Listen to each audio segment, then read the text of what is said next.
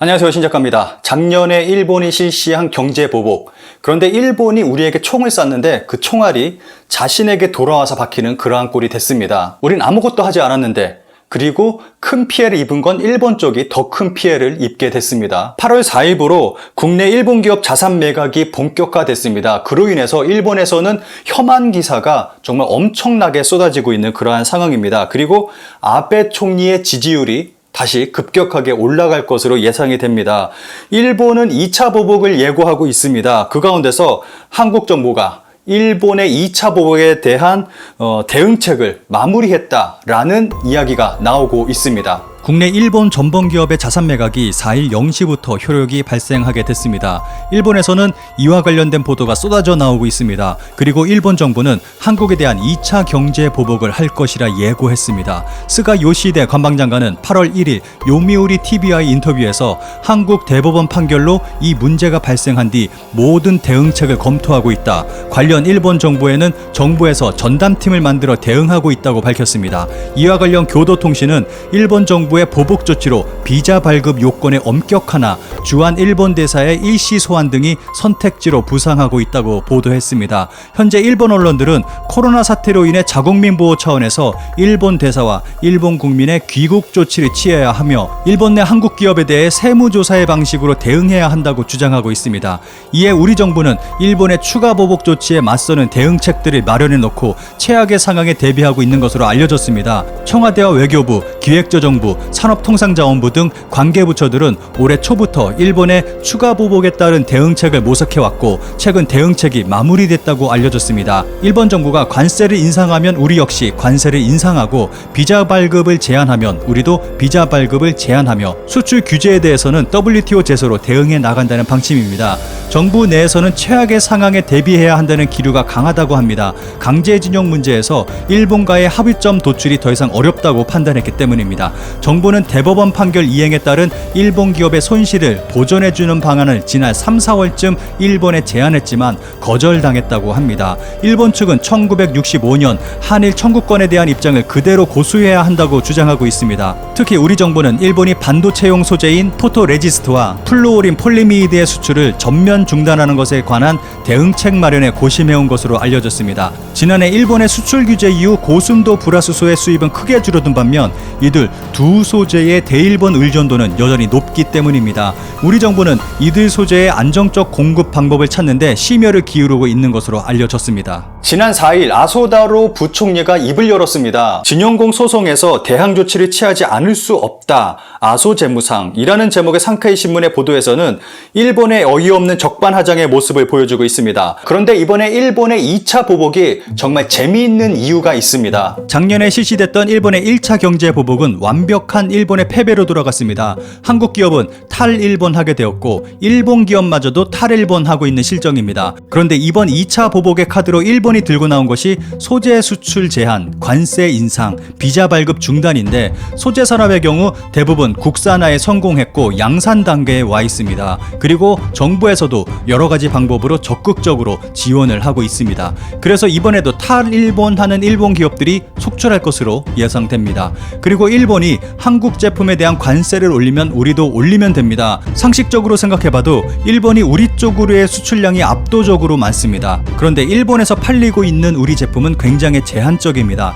이 부분은 제 지난 영상 일본에서도 한국 제품 불매, 그런데 과연 일본에 한국 제품이 있을까를 보시면 일본에서 판매되는 한국 제품의 현실이 어떤지 잘 아실 수 있습니다. 여기서 한국이 10의 피해를 입는다면 일본은 100 이상의 피해를 입게 됩니다. 그리고 비자 발급을 중단한다면 우리는 감사할 따름입니다. 특히 코로나 시국인 현 시점에서 슈퍼 감염 상태에 있는 섬마을에 갈 수 없고 섬마을 주민도 한국에 들어오지 못한다면 이보다 더 좋을 순 없을 것입니다.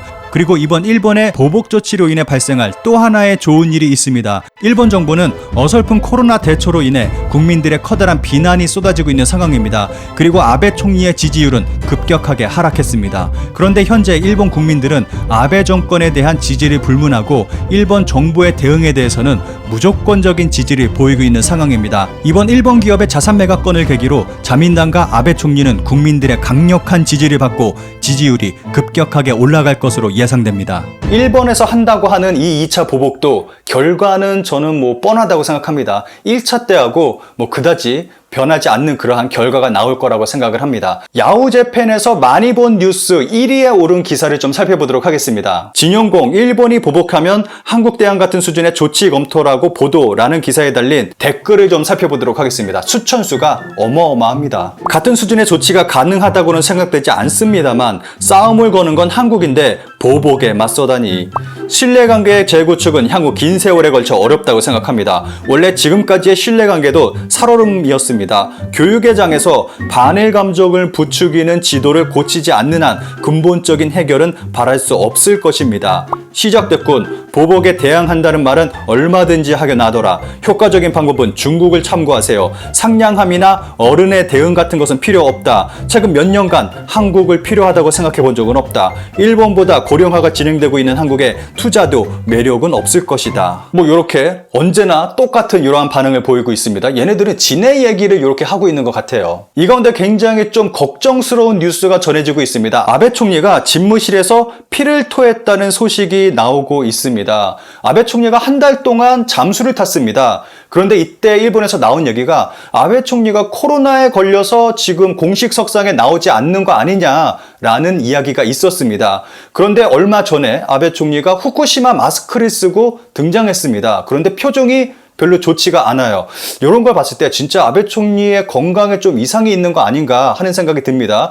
현재 일본에서는 요 피토하는 뉴스와 함께 아베 총리 건강 이상설에 대한 뉴스가 굉장히 많이 나오고 있고 사람들이 요것에 대해서 많이 이야기가 나오고 있습니다. 저는 개인적으로 아베 총리가 할 일이 굉장히 많습니다. 그래서 일본을 위해서 그리고 한국을 위해서도 좀 건강을 좀 잘 챙기시길 바라겠습니다. 이 가운데서 정말 충격적인 일이 벌어지고 있습니다. 아직도 한국에서 잘 나가는 일본 기업이 있습니다. 유니클로 같은 경우는 타겟이 돼서 지금 점점 사라지고 있는 그러한 상황인데 유니클로와 반대로 한국에서 점점 성장하는 일본 기업도 있습니다. ABC마트는 한국 51, 일본 49의 지분으로 ABC마트 코리아를 설립했습니다. 고속 성장으로 한국 업계 1위를 달성한 ABC마트는 본사에서 한국 대표 사퇴를 종용했고 이를 거부하자 배임, 횡령으로 한국 대표를 고소했고 무죄 판결을 받았지만 한국 대표는 결국 참지 못하고 사임하게 됩니다. 한국 대표를 내쫓고 ABC마트의 일본 지분은 99.96%로 바뀌게 됩니다. 그리고 한국에서 벌어들인 돈을 로열티 명목으로 매년 몇십억씩 일본으로 보내는 중에 있습니다. 보시는 화면은 저희 동네 롯데마트를 촬영한 모습입니다.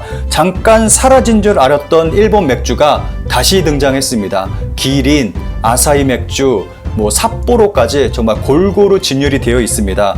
이거 예전에 팔다 남은 재고 상품 아닌가 하고 제가 요거 제조일자를 좀 살펴봤습니다. 그런데 2020년 3월 28일로 나와 있습니다. 그렇다는 것은 3월 이후에 생산된 제품을 롯데가 다시 수입하고 있다는 것입니다.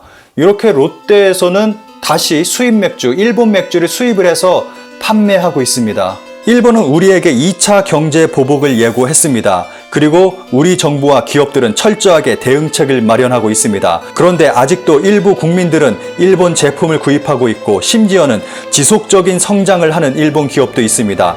올 8월을 시작으로 해방 이후 유례를 찾아볼 수 없는 한일 관계가 펼쳐질 것으로 예상됩니다. 우리가 힘을 모아 대응한다면 반드시 승리할 수 있을 것이라 생각합니다.